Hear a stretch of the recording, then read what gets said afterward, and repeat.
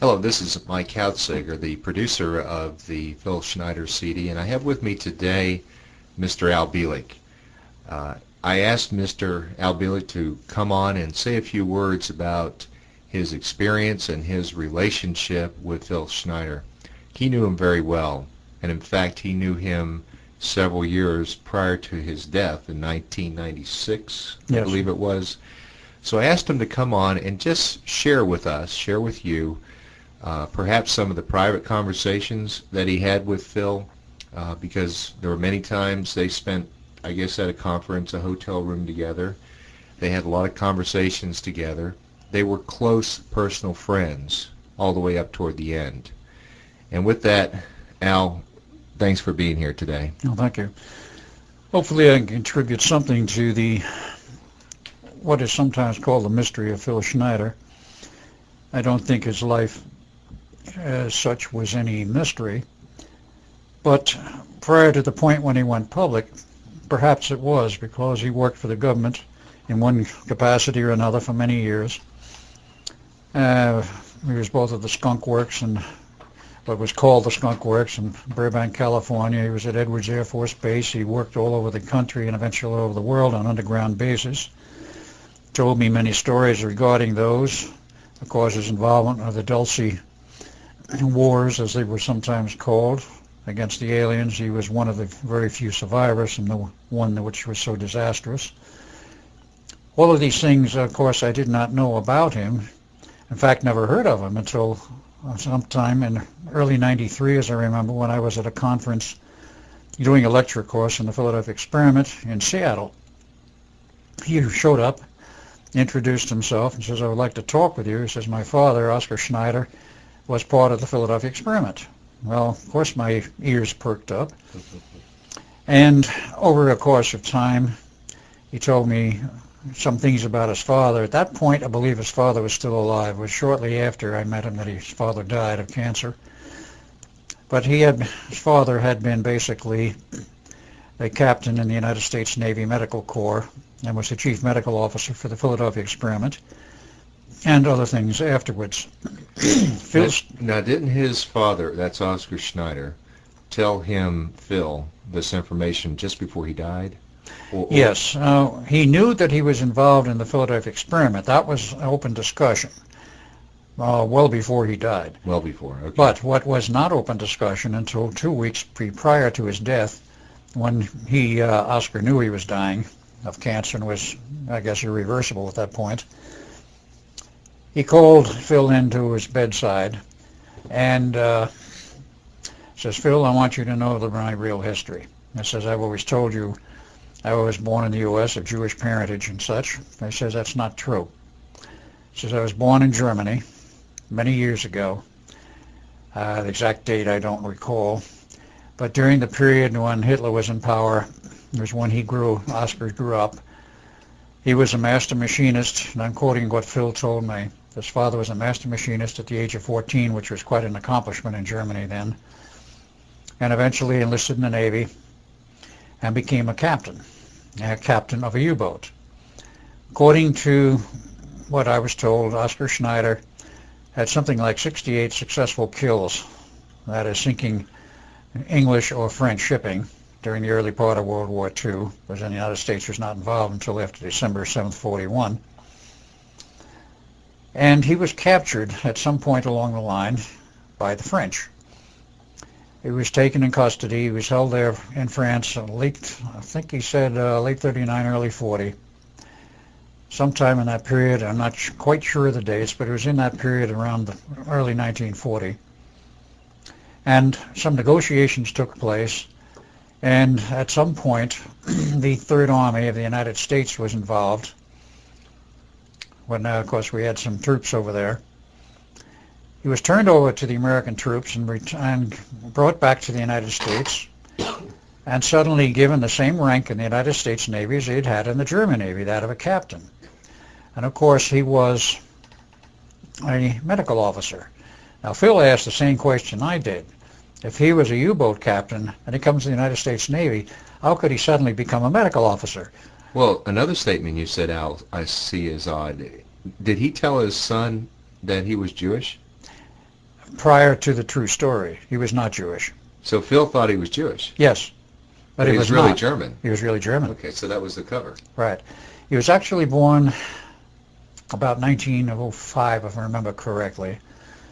And the official Navy record, which I have seen, says that he was born in 1905 in some little town called Cisco, California. Went through University of California, Berkeley for his pre-med. This Phil? But this is for Oscar Schneider. Oscar. This is the official version I'm talking about for the Navy, which I have a copy of somewhere. And when he finished his pre-med, he went to Harvard for his medical, his internship, and then joined the Navy and worked his way up through the ranks as a medical officer. That's the official version. The unofficial version and the facts are quite different. Now, how Phil Schneider, of course, had no choice but to accept the word of his father, but how Phil Schneider thought about this, I don't really know, except he questioned it just as much as I did. How could a man who had been in the German Navy for a number of years as a captain, going around as a U-boat captain, sinking Allied shipping, suddenly become a medical doctor? It had to be a cover, which the Navy made up the whole story of his original being born in the U.S. and going through all the medical schools here. What do you think, Al, that his being brought over here to the United States was part of Operation Paperclip? No, this was long before Paperclip. Paperclip is 1946. He was brought over to the United States in sometime in, I believe, late 41. And did he say why he was brought over or why he came over? To become part of the Philadelphia experiment was the information I have and the information which I believe Phil had. He was put into that immediately. Now one has to ask a question, why? Having read some of the private papers of Oscar Schneider, all I can say is for an MD to run off the mathematical equations I have seen and references to time travel and equations for time travel, I knew the reason why the United States government wanted him. He apparently was involved somewheres, and I have to say this as an assumption. He was apparently involved somewheres in the background of the German research on time travel and time research, because they had a program going also, as we did. And our program, of course, was heavily concealed under very high security starting in 1936. But the Germans allegedly had a successful time travel system functioning before World War II was over. And it would appear that Oscar Schneider had knowledge of this, and because of his knowledge of this, was assigned to our project, namely the Philadelphia experiment. Now, the Philadelphia experiment was not truly a case for time travel. It was a case for using manipulations of time in the time field to create invisibility, but there was a relationship. That's my data, my assumption, and what I have been able to put together on why they wanted Oscar Schneider in the U.S. Because otherwise, why would you take a naval commander from Germany who had sunk all kinds of ships, including maybe your own? And at this point, I don't believe he had sunk a U.S. ship, but Allied shipping, and suddenly put him in the United States Navy at the same rank he had held in the German Navy? Well, did Oscar ever share that with Phil as far as the reasoning that he was brought over? I don't know whether he really did or not. I discussed this with Phil quite a lot, and Phil did not give me all of the background that he knew about his father, except this aspect. There might have been a connection between Oscar Schneider coming to the United States and my father. My real father, as Edward Cameron. My father was Alexander Duncan Cameron Sr., who was involved in government intelligence from the time he left the Navy in 1929 through the period of 46 when he was heavily involved in Operation Paperclip. He brought a lot of German scientists into the U.S. I certainly don't know who they all were. Could he possibly have had a connection with Oscar Schneider? So I think it's possible. Okay, so in your conversations with Phil, did he say anything else about this, his dad and the Philadelphia experiment specifically to you? Did he say? The only other things that came out specifically was that Phil's father and my father were very close friends. Okay.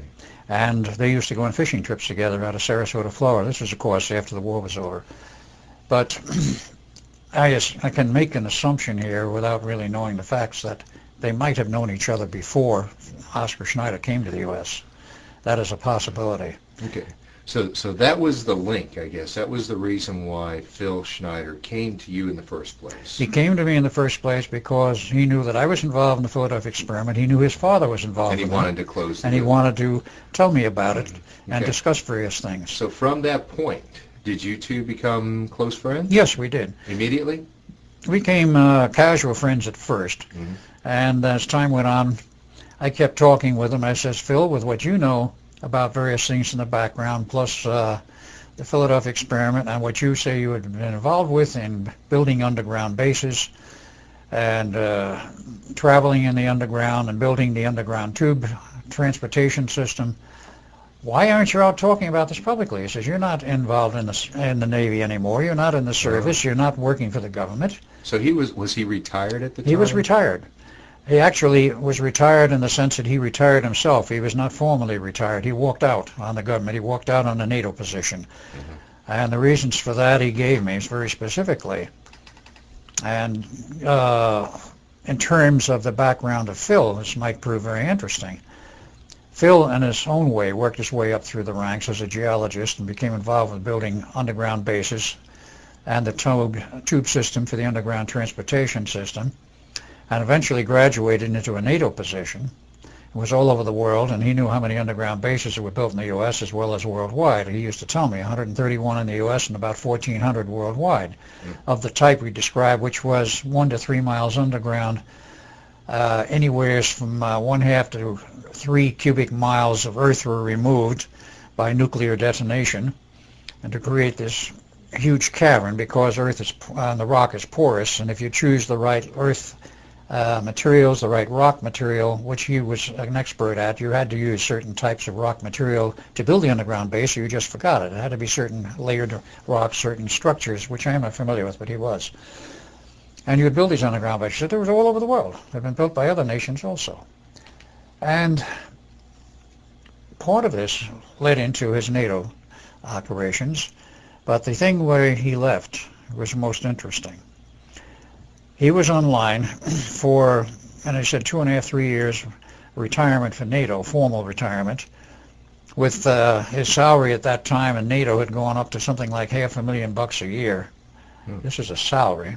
Wow. And his retirement was slated to be $1 million per year retirement. He was an extremely important person at a very high level, had high-level clearances, but he said what changed his mind and he decided to walk out on everything was the fact that he was invited to attend some UN meetings, the very classified ones, which were not held in New York at the UN terminal and the UN buildings, but in a deep underground military base. And they said there was a facility which had all of the layout exactly like they have in the UN headquarters in New York, underground in this base. He never told me where it was.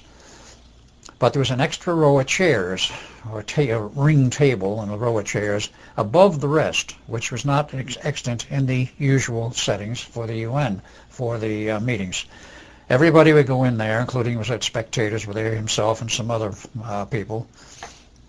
Everybody would sit down and be waiting, and then the final group came in, would sit at this upper tier of chairs. They were all tall grays, extraterrestrials, 7-footers. Like the ones he shot in Dulce? I don't know if he ever shot a 7-footer. He didn't tell me particularly whether it's a 7-footer or not, but he said the ones that came in on the UN meeting were the 7-footers, and they dictated policy to the United Nations.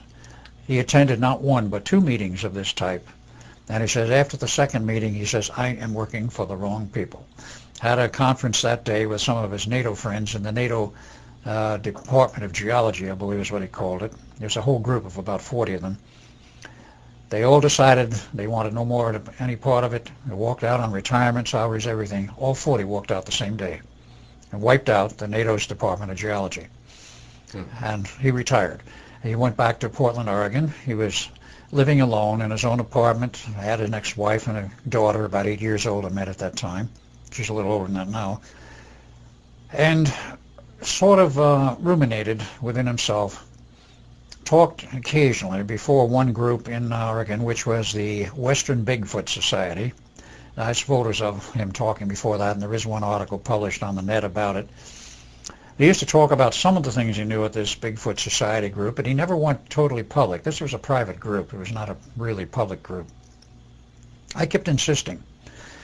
with what you know, Phil, you should go public with this. I said, it's in the interest of the public. They should know some of these things. I said, I'm not telling you should say everything you know, but certainly about the underground bases and operations and so forth.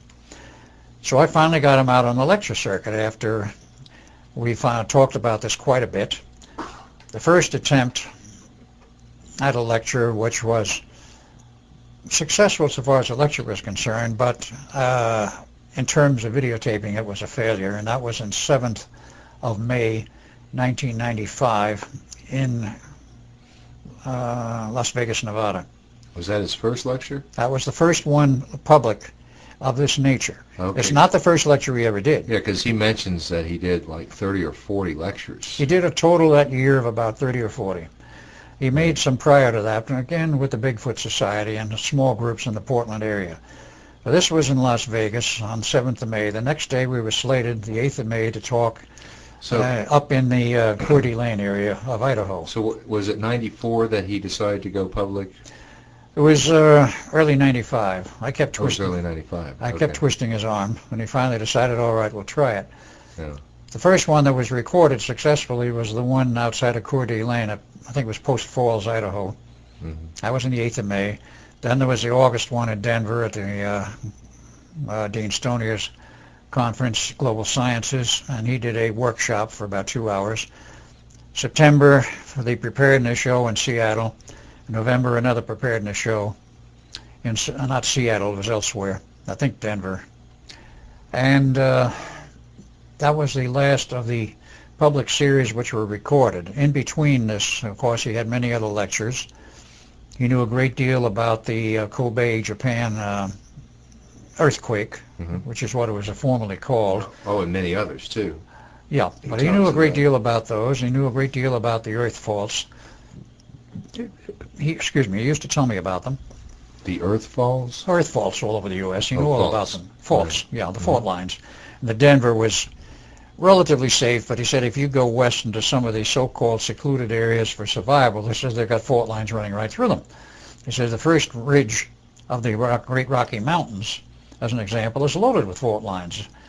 He says you don't want to be there. He says you go further west in the second ridge. He says you're okay. He knew all the geologic layouts and where the problems were and such. But he was invited to go to Japan to speak over there. The State Department refused to let him go. They says you're not going.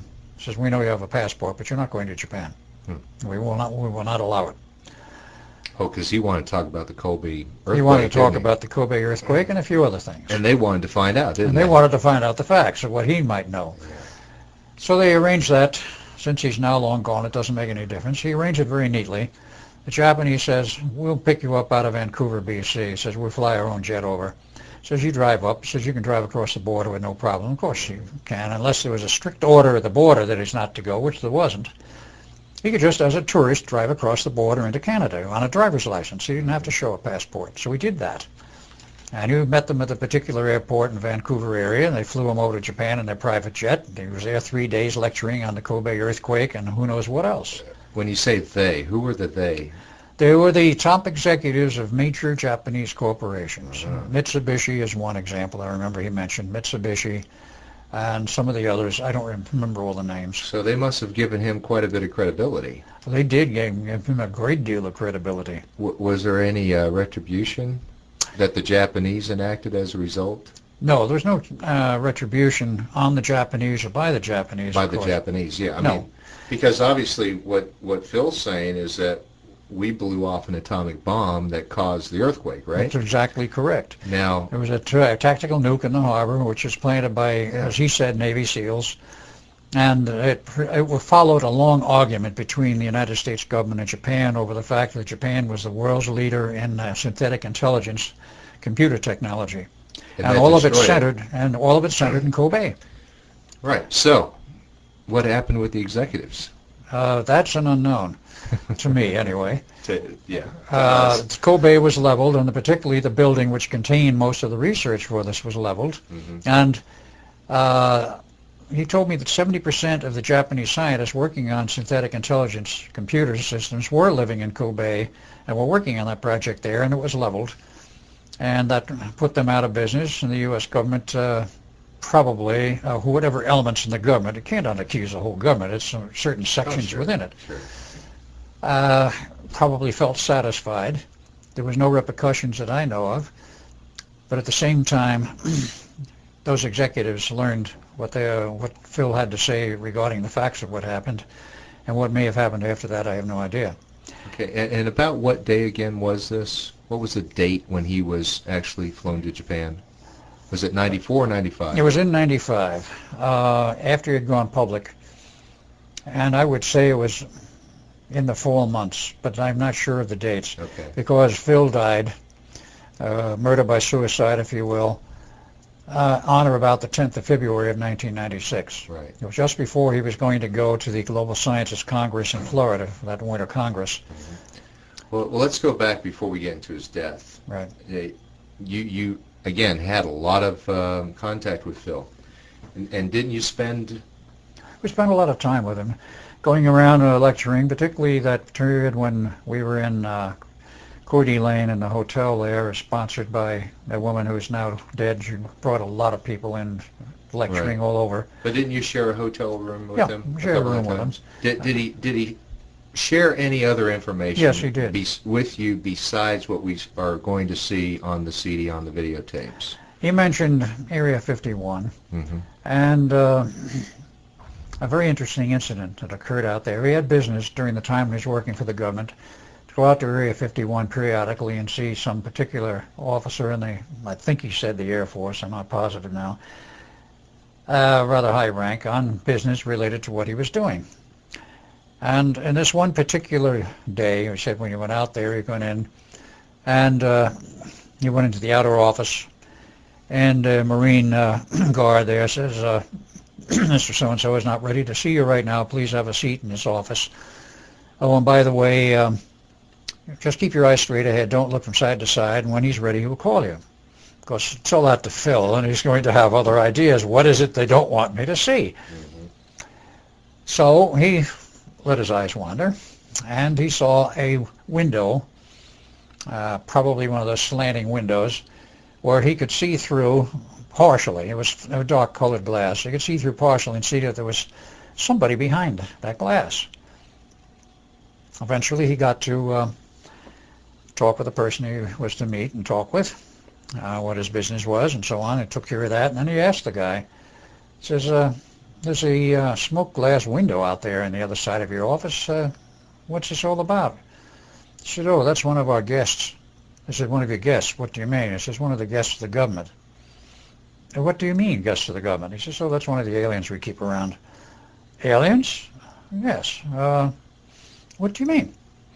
He says, well, we have a few guests, you know, from the UFOs that have come down and so forth. He said, we got a reptilian in there. He says, we've had him here for months. We've been trying to get him to talk. We can't. He says, he won't talk with anyone.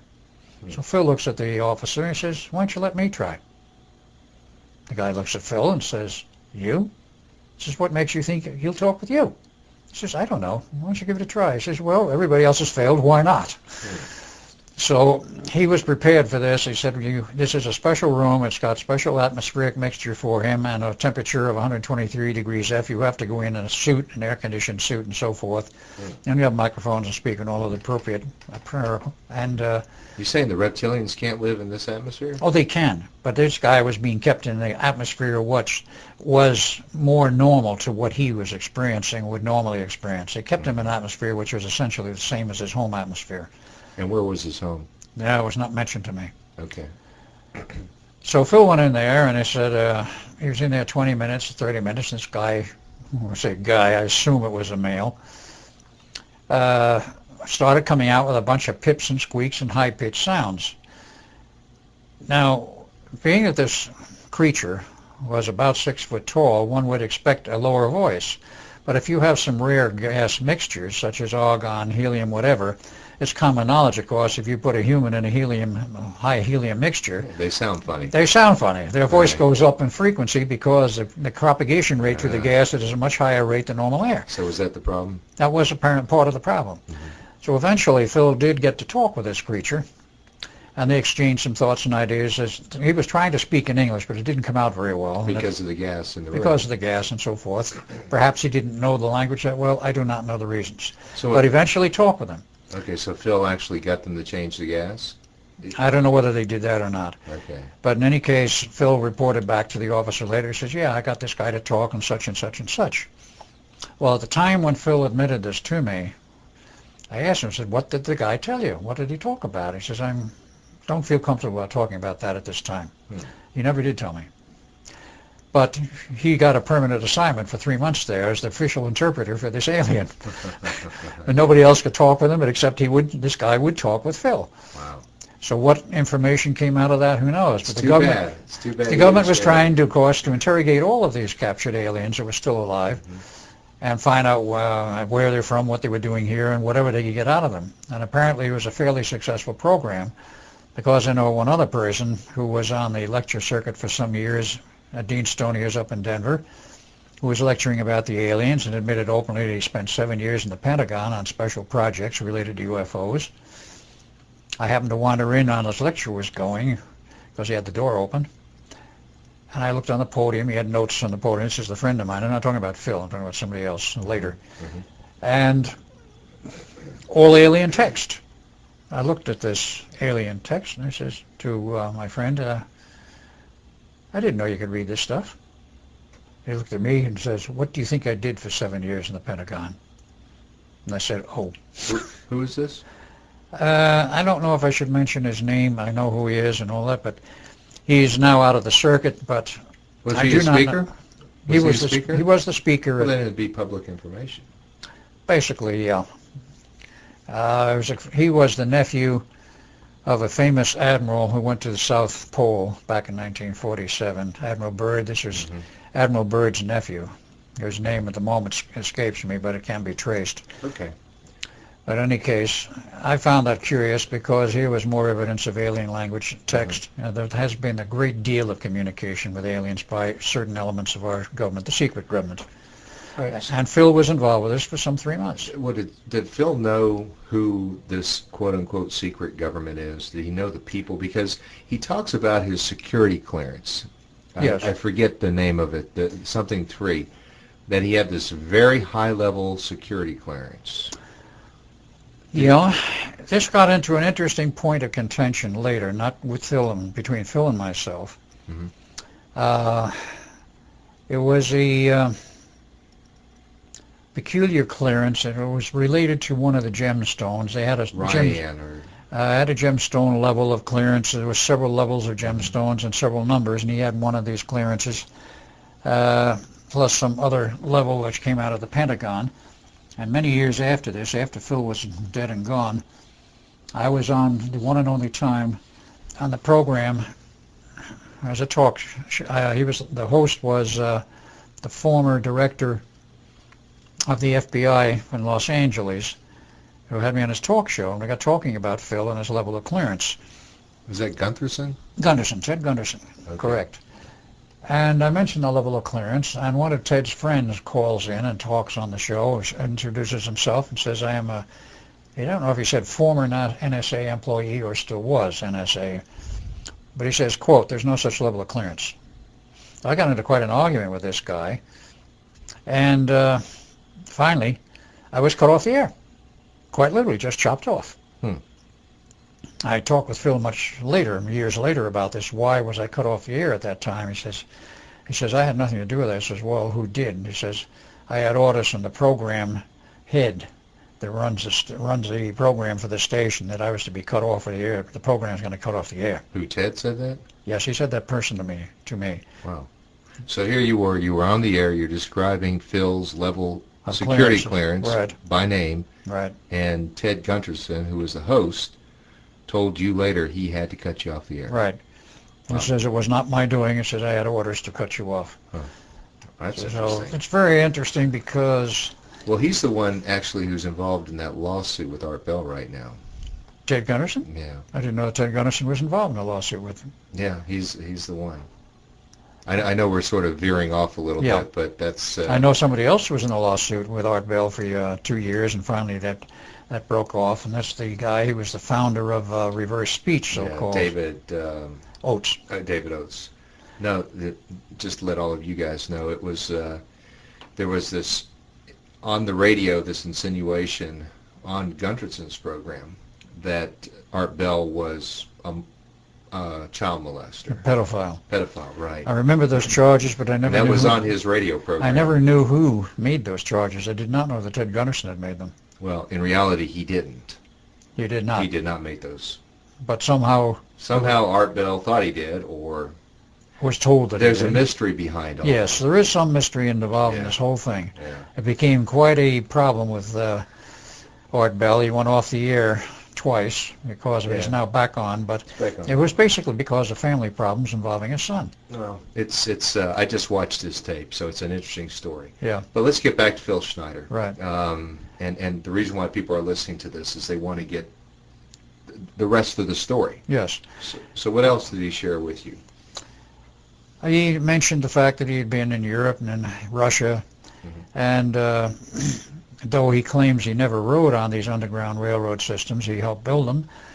And he says, among other things that he was aware of, was the huge pile of UFOs, of wrecked ones that we had, and that we were shooting down UFOs at the rate of approximately 7 a month.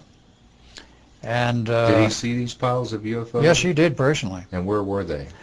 He didn't specifically state where in the U.S., other than there was more than one. There were several piles of them. But he said while he was in Russia on NATO business, he looked into the matter over there, and he said they had football fields. He said fields full of junk UFOs covered 2 football fields. He said they were shooting them down at the rate of about 1 a day.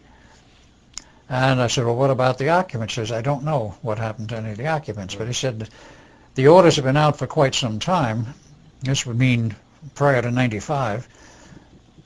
That anyone who comes in to the Earth closer than, as I was told, a 250-mile periphery above the surface of the Earth, a 250-mile zone, safe zone for us, any closer than 250 miles above the surface of the Earth, they'd be shot down no matter who they were, friend or foe. They had to have clearance to come in closer, no matter who they were. Well, see, I would say, the listener would say, if these guys, these UFOs, these extraterrestrials, had the capability to do space travel, couldn't they counter our defensive measures? Not what we have now.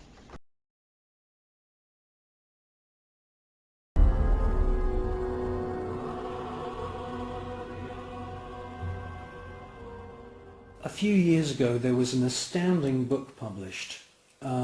It's called The Day After Roswell.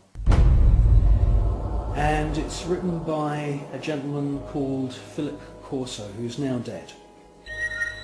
He had a military career that lasted more than 20 years, and during that time he served at the White House, and then he was a senior official at the Pentagon.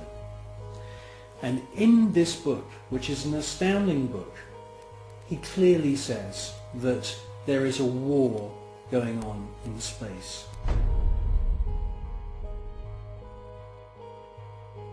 In other words, NASA and the American military have designed weapons. He says in his book that some of the weapons are based on patents of the genius inventor Nikola Tesla. Philip Corso tells us that there are plasma beam weapons being used against these UFOs, and that sometimes these UFOs are hit.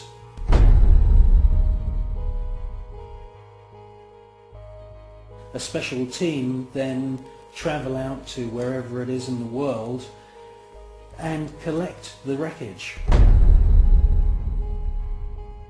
Now from the wreckage they back engineer any useful technology.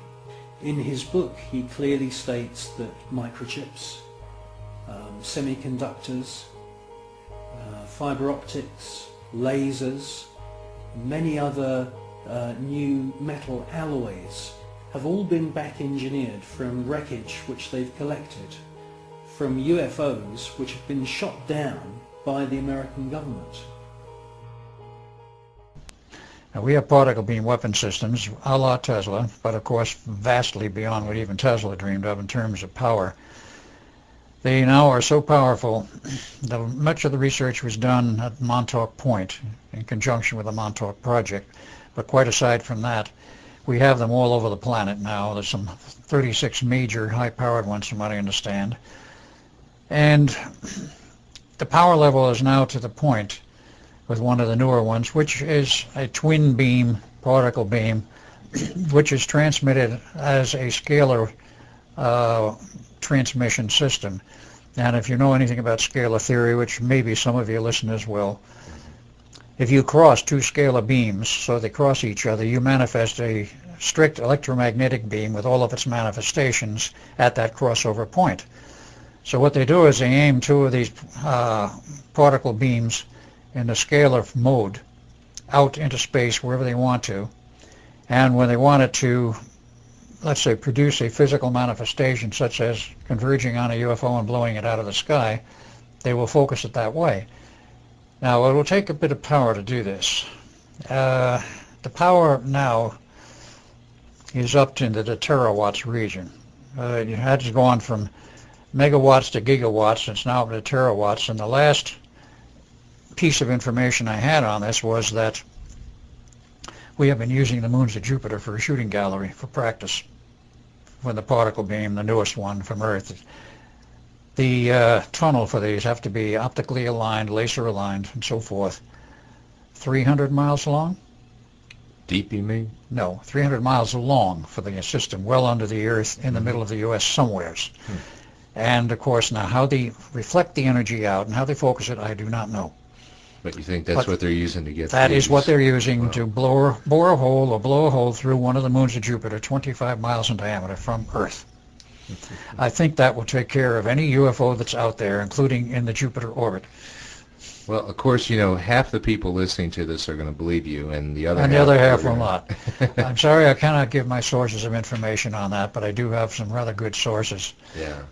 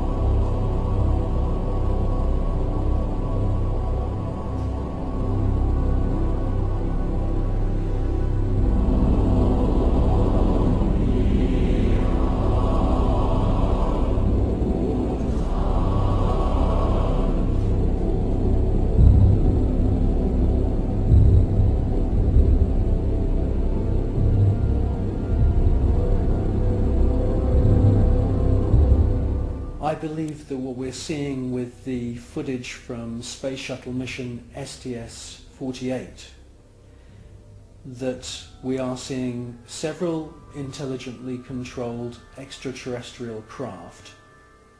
And yes, I do believe that the flashes are the firing of some very, very top secret weapon which is able to produce an electronic or electromagnetic plasma kind of death ray that is being used against these UFOs. I do believe that that is exactly what we're seeing.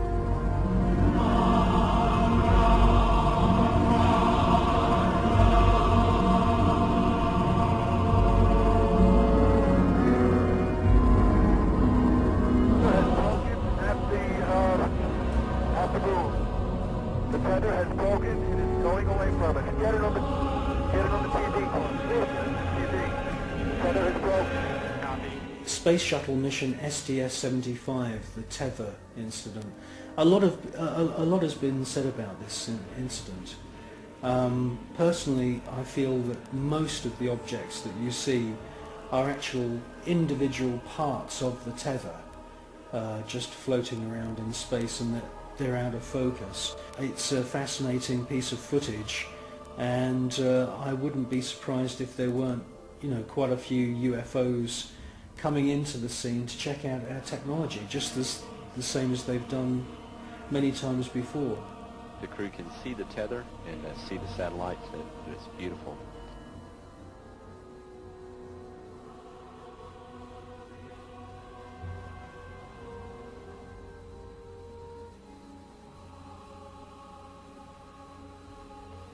This view showing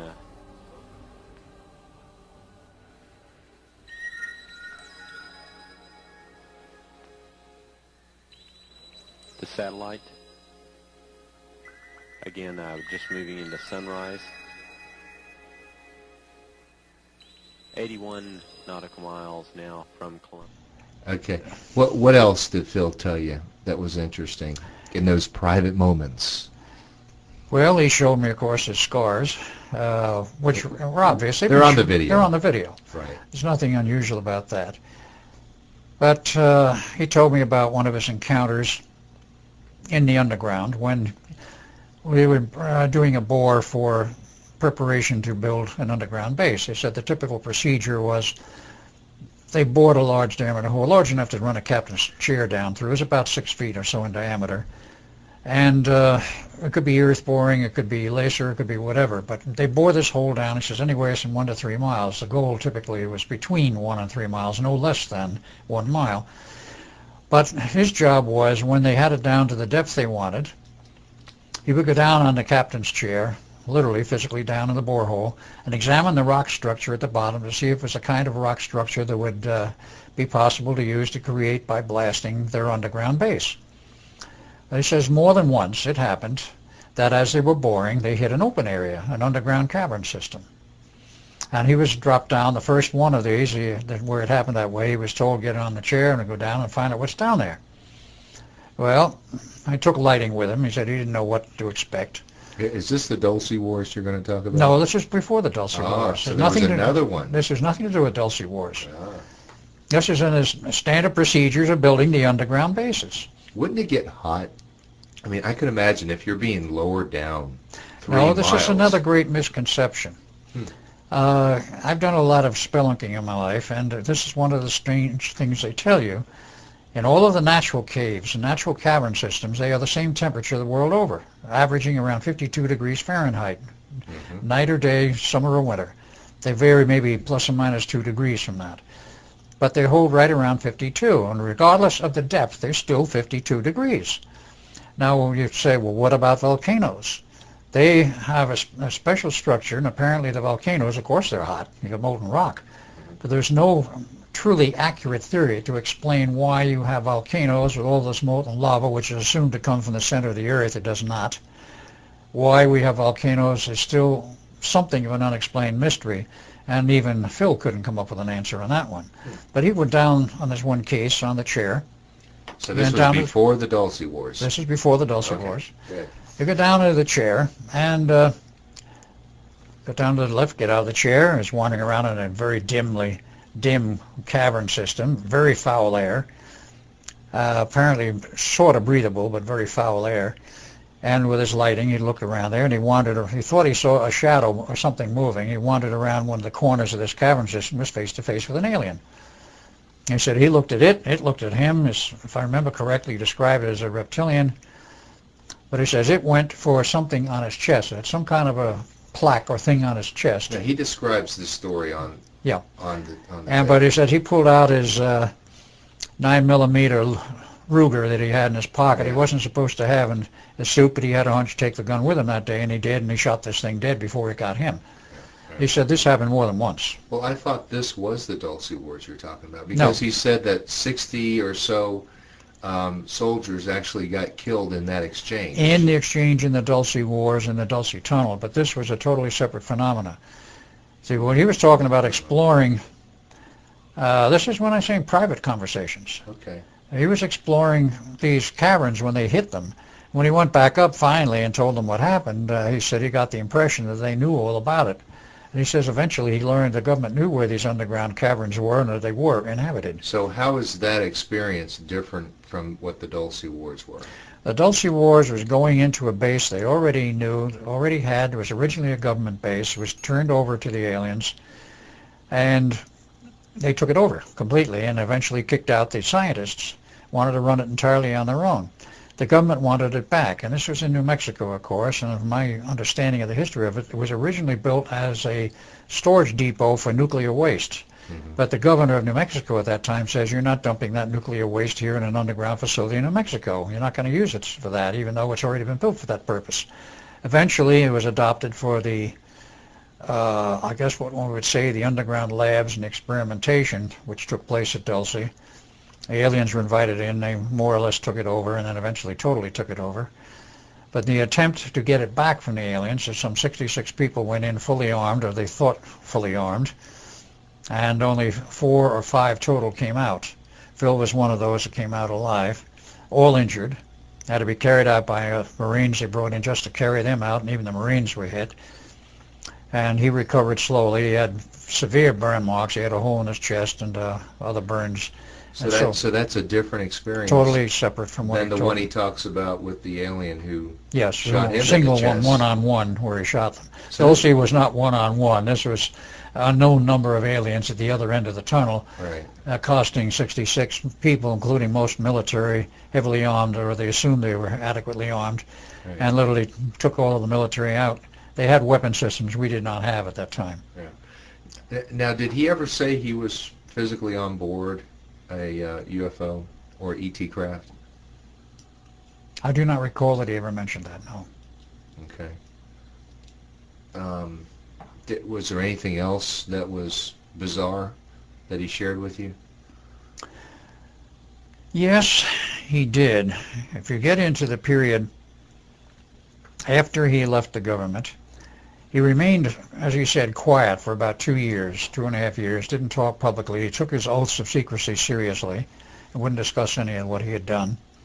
But then he started talking a little trial pits, you might call it, trial balloons, at the club that was there, the Western Bigfoot Club. And I talked with him. Eventually he realized, he said, the public should know some of this, so I kept twisting his arm to go public, and he did.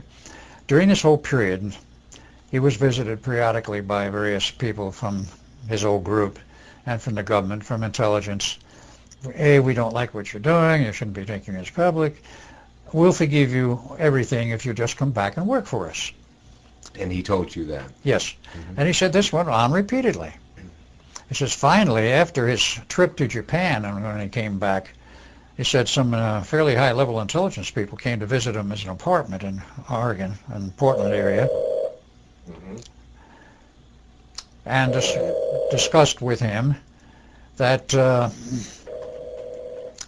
says, we want you to know, Mr. Schneider, you have done a great deal of damage to, let's say, the whole infrastructure, a great deal of damage to the New World Order. He says, how much? He says, it's incalculable. He says, you have done major damage to them with your lectures.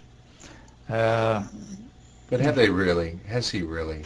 This is what he was told, and this is what he passed on to me. That's a good question. Did they really? Of course, he got the same pitch again. We'll forgive you all of this if you'll just come back with us. We really need you. Mm-hmm. He kept telling them no. Well, it's from that point on, apparently, that they started the attempts on his life. Every conceivable form. I think he mentions that there was around 13 or 13 so. Before, of course, the 14th that got him. Okay, but yeah, they go through the whole thing. He goes through that. Why don't we focus in on what really got him, because you seem to have a pretty good handle on what really got him. Yeah. Okay. I was given a phone call by his ex-wife a few nights before the February conference was to start in Florida for Global Sciences, because he was to be a speaker. He was a scheduled speaker there, and he was going to come up to Atlanta from there and do some major videotaping on what he knew. He kept saying, I have lots to tell you. I've only scratched about 1% of it. And he says, I want to put it all on record. Oh, it's too bad we don't have that. And it's too bad that he never got to it. Yeah. But in any case, that's what he said he would do. And on that night, I believe it was the 10th of February, I got a call from his ex-wife saying Phil is dead. He's been found in his apartment. We think that he had a heart attack and heart failure. And where did he live again? He was in Portland, Oregon. Mm-hmm. And you were in Atlanta, Georgia at the Yes. time, right? Okay. Well, after the conference was over, of course, I flew up there. Mm-hmm. And she has to go through his apartment and effects. But the story was that basically, to give the initial part of it, basically a group that came to visit him regularly, Jehovah's Witnesses group, he spoke to them about once every 2 weeks. Mm-hmm. He was friendly with them, they were friendly with him, because he was not a highly religious person. He did believe in God, but he was not highly religious in the sense of what persons normally think is highly religious. Really, I watched the video, and of his the 3 different videos of him speaking, or 4 actually, and he seems to be religious. Yes, he had basic religious beliefs. Perhaps God-fearing is how I put it. Yes, that would be perhaps the right term. But he was not hooked on any specific religion and all of the tenets of that religion. Okay. But these Jehovah's Witnesses people came to visit him. He talked with them and so forth, and this went on a regular basis. Now, what I was told was that on this particular morning, when it was discovered that he was dead, they came to his apartment, saw his car parked outside, rang the doorbell, got no answer. In the past, they always got an answer. And they went to the management. They said, there's something wrong. Phil's car's here, but he's not answering the door. Mm-hmm. So they said, oh, we'll get a key and we'll go in and look. So they opened the door and looked, and there was his moldering body. It was already decaying. A couple of days. A couple of days. It was estimated at that point it was 4 days. Moldering on the floor in his bedroom, and nothing but a pair of shorts. His body half under the bed, and his head and shoulders propped up on a wheelchair. So he was fairly bloated at the time. He was bloated at the time. Mm-hmm. They assumed that he might have been in his wheelchair and fell out, but that was the initial assumption. So, of course, they called the police. They called the funeral home. They took the body in for the usual treatment for preparation for a funeral. Mm-hmm. And it was then that they found out that there was something a little abnormal. There was a rubber tube wrapped around his neck 3 times and knotted in the back, right back here. And you had to literally remove the bloated folds of flesh to see the tube. The tubing was not available in view otherwise. Now, theoretically, he could have done that to himself, couldn't he? Not hardly, because he had 3 fingers missing from both hands. He had fingers cut off or blown off from various explosive and other things that had happened. He had severe arthritis. He had very strong hands and arms, but he could not manipulate his fingers correctly.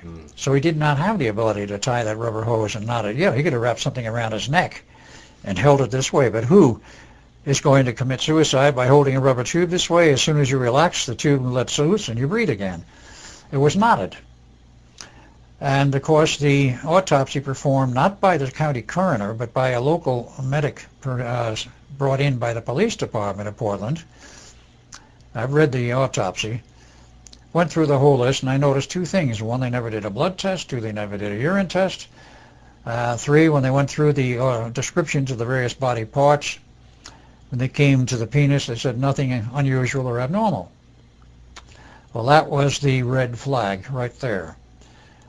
As his ex-wife, who gave me a copy of the autopsy report, he said, as soon as I read that, I knew that either the doctor was totally incompetent or that wasn't Phil's body. I said, why?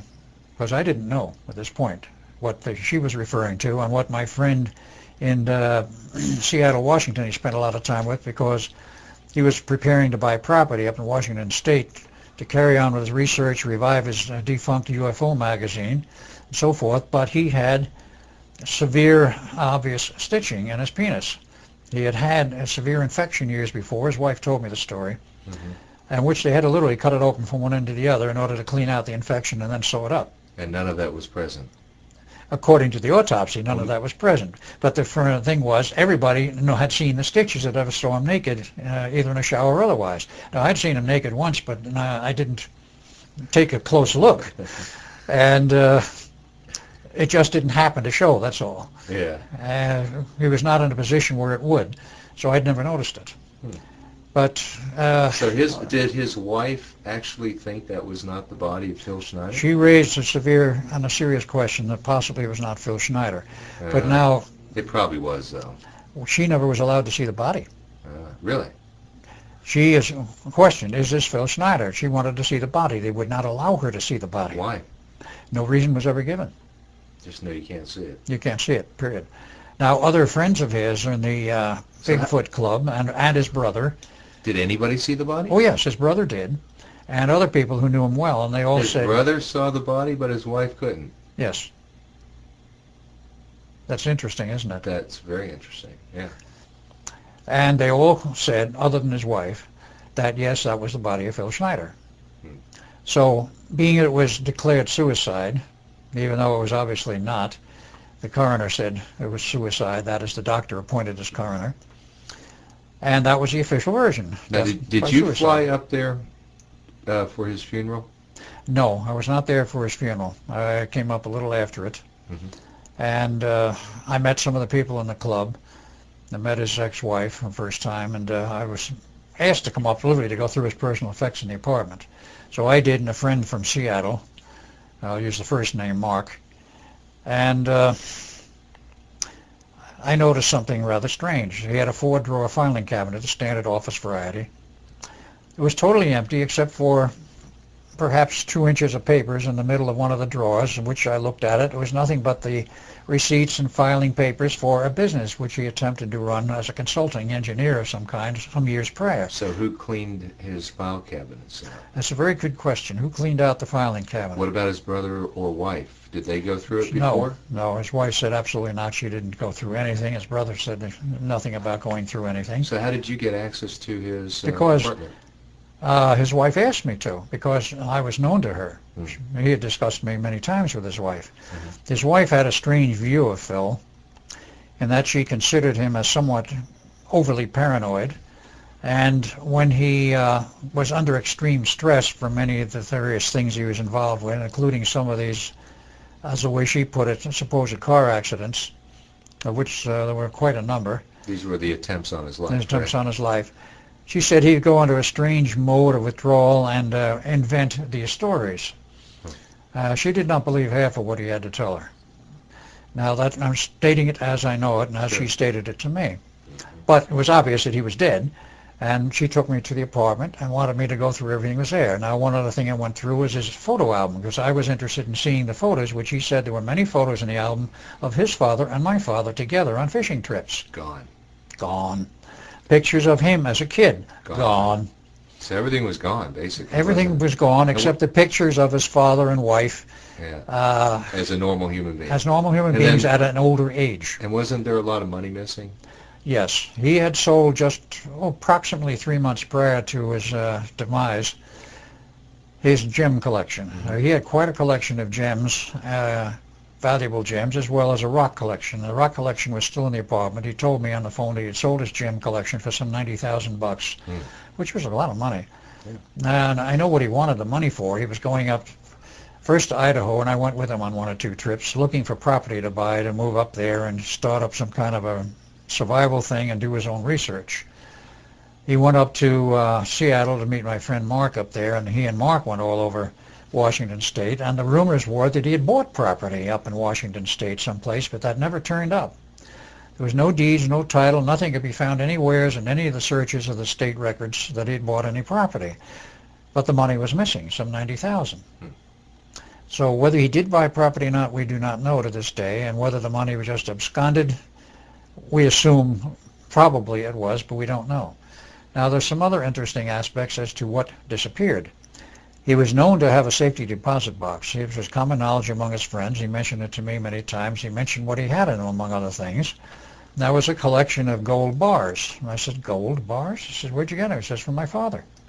I says, did you ever see any of these gold bars? I never saw them, but a number of friends in the Bigfoot Club did see them, and I talked to him about them. I says, did you ever see these gold bars? He says, oh, yes. He showed them to us many times. He brought them out of his vault, brought them down here, showed them to us. They all had the death's head stamped in the bar. And the death's head? Yes, this was the symbol for the German submarine service. They were all commanders, captains, that is, of the German subservice had to carry a certain amount of gold bullion with them. That was law required in Germany. In case they got stuck someplace and had to buy their way out, they could always buy their way out with gold if they didn't have any of the local currency. So they all had the gold bullion, and when he left the subservice, somehow he managed to capture this gold and bring some of it with him, which he used to show to Phil, and Phil was going to melt it down into coinage. I do not know if he ever did or not. But I never saw the gold, but he had the safety deposit box. Who knows what else might have been in the box. Did his wife open the box? Did she the box just plain disappeared. Nobody knew where it was. She didn't know where it was. Oh. Nobody knew except Phil where it was. Phil was a very secretive guy, wasn't he? Very secretive. Yeah. He also had and that perhaps contributed to his demise, didn't it? He also had, according to his words, and this is in private discussions again, a lab which he had jointly with somebody else who was a very good engineer scientist, and they were doing some of their own private research on possible time travel, teleportation, whatever. And they said this guy created what he called a miniature version of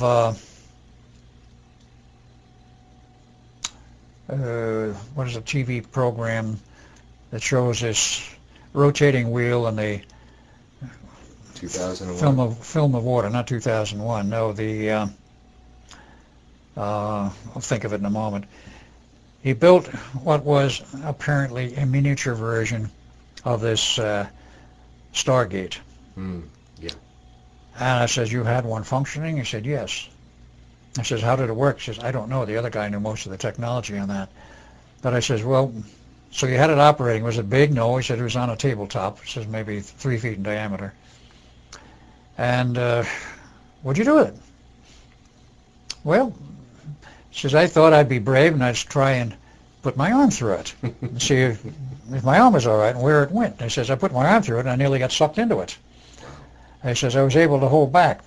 He says, well, why didn't you try a camera? He says, I did. I says, would you get pictures? He said, yes. He says, I'll show them to you sometime. I never saw them. Wow. This lab, and any reference to it, disappeared. Nobody else seemed to know anything about it, except whoever the second party was, and I never did learn who that was. The lab disappeared. Supposedly he had a complete machine shop somewheres. That just disappeared in the woodwork. Everything disappeared. Including his own records of medical care out of the federal office building and the federal case he was building up in Washington, in Seattle, in the federal courthouse there against someone. Well, you know, during his lectures, he shows all these rare materials or alien materials. Yes. Was all that gone as well? Oh, yes, everything. So we at least know from the videotapes that he did have some exotic materials. I had them in my hands. I Yeah. examined them. So, but you go back to the apartment after the death, All gone. Right? His bowling ball was still there because he used to bowl once in a while. With 3 fingers? Apparently. Well, if he could bowl, he might be able to put Yeah, that thing you can around do it there. with 3 fingers. I guess. He was strong enough. What about all those pictures, you know, the Bikini Island atomic explosion? Were those gone or were those still there? The ones that he showed publicly were still there Mm. because that was already in the public domain. See, that's why he should have gone public even more. Yeah. I said, yeah. Well, we can do that Sunday morning quarterbacking here, I guess. Oh, yes, exactly. Yeah. Let's just sort of close this out. I would say a lot of people probably thought he was a bit loony to some degree. That's very easy to say. It's easy. It's because it's easy, right? It's easy to say that But because of some of the things he claimed. Right. So, but even his wife, according to your testimony, At times thought he was a little bit off. A little bit off. Okay. So, but based on from your experience, and you knew him as well as anybody knows him, how did you find him to be, as far as a credible person? Very sane, very stable, very credible. He could back up all of his statements with some kind of evidence which connected with things I knew. Mm-hmm. And everything hung together. Now, the claims that he committed suicide don't hold water for another reason. His wife, of course, was totally against that idea and theory. He says, he's got an 8-year-old daughter. He loved his daughter. He came over here all the time to see her. He was trying to save money up for her education. They established an education fund for her. And he said he spent all of his spare time that he could over here seeing his daughter and, of course, seeing his ex-wife. He says, he told me, he says, after we were divorced, my ex-wife and I became very good friends, but he said before that we never got along. Happens a lot, yeah. It happens quite a bit. So he had a lot of reason to live, didn't he? He had many reasons to live. But he must have known by going public that his life was in jeopardy. Oh, he was told that many times. So why do you think he still insisted on going public? Because he said as long as he could, he was going to keep trying to put the information out to the public, that he felt things could be done in a better way than they were being done, as of course you can hear him say himself in his lectures. And that all of this cover-up and hiding was totally unnecessary and was wrong, because sooner or later our hand, meaning the government's hand, is going to be forced into admissions under conditions and circumstances which will not be pleasant or desirable. So I guess just in conclusion, given the way he died and given the fact that hardly anything is preserved of Phil Schneider except for these videotapes, really, that's it, and a few of the pictures that you have, probably his cause will not be served as a result of his work. But that's hard to say. Hard to say, but maybe as a result of what you have to say and some of his videos. I might say here, as part of this record, that of course other people have become interested in his history, and there is a book now published entitled The Philadelphia Experiment Murder, which deals with his life and his father's life and the Philadelphia Experiment, published by Sky Books. It's a new book just released this year. And he's mentioned in it? Oh, yeah. Phil is mentioned, of course, some of the documentation of his father. They pulled in a number of other people. The inimitable Jack Pruitt, who was station master at Montauk, actually came down to New York with his wife from where he lives in New Mexico to see the lady who was doing the interviewing and actually wrote the book. Is that Sheikah? Yes, Sheikah. Sheikah... whatever. Yeah. Oh, she's the one who wrote the book? Yes. Okay. She tried to get him to talk about the Montauk project, but he would not do it in front of his wife. Maybe he wouldn't do it at all. I'm not sure, but I was not. But she met him? Oh, yes, she met him physically. Jack Pruitt? Jack Pruitt, the Jack Pruitt. Wow. He's still alive and well. In fact, to his credit, he was dying of cancer in Los Angeles some 8 years or so ago.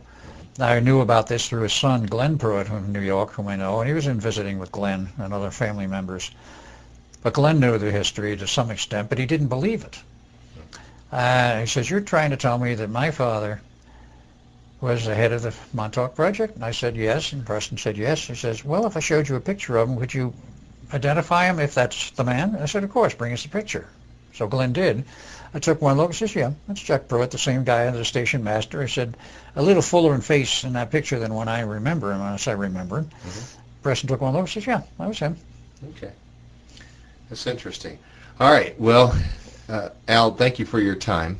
And I hope this sheds a little bit more light on the hidden mystery, really, of our friend Phil Schneider. Mr. Phil Schneider. There are many mysteries connected with his life, and I was privy to some other things, including special photos of him standing next to an early U-2 and also next to the first stealth fighter. Talking about Oscar or Phil? Phil.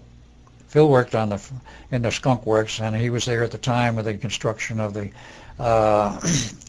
famous new fighter aircraft, the stealth fighter, and of course the stealth bomber. That Aurora? No, not the Aurora. That's totally separate. No, the regular stealth fighter and stealth bomber, the B-2 bomber as it's called, a stealth bomber. He was part of that program? He was part of that program, and there's a picture of him standing next to it. He showed that picture to you? Yeah, so that's gone too. Well, I'm sure. Okay. Thank you, Al.